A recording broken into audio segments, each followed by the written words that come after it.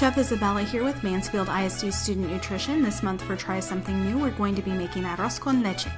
Here are our ingredients. We have rice, salt, and a cinnamon stick, milk, sweetened condensed milk, vanilla, cinnamon powder, and sugar.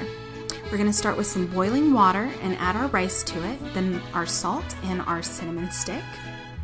Give that a good stir. Then we're going to allow it to come back to a boil and turn the temperature down to medium and let it simmer until all the water is absorbed.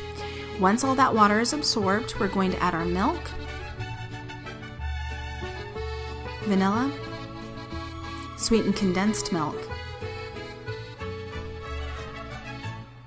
Yep, got to get all that in there. Give that a nice good stir.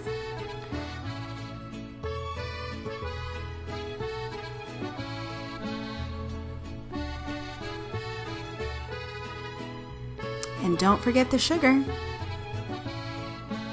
We'll go ahead and stir that in as well. Then, keeping this over medium heat, we're going to cover it again and let it cook for a few minutes, about 10, until the sauce is thickened. Then we're going to give it a nice good stir to make sure it's not stuck to the sides or bottom. Then we're going to find our cinnamon stick and go ahead and pull that out, making sure not to lose any of that delicious arroz con leche goodness, and turn the heat off. Here is our completed arroz con leche with a little cinnamon sprinkled on top. It can be enjoyed warm or cold.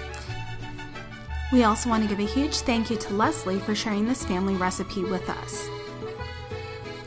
You're more than welcome to join us at any elementary campus on Tuesday, January 28th during lunchtime for a free sample of arroz con leche. And if you'd like to make this recipe at home with your little chef, here you go.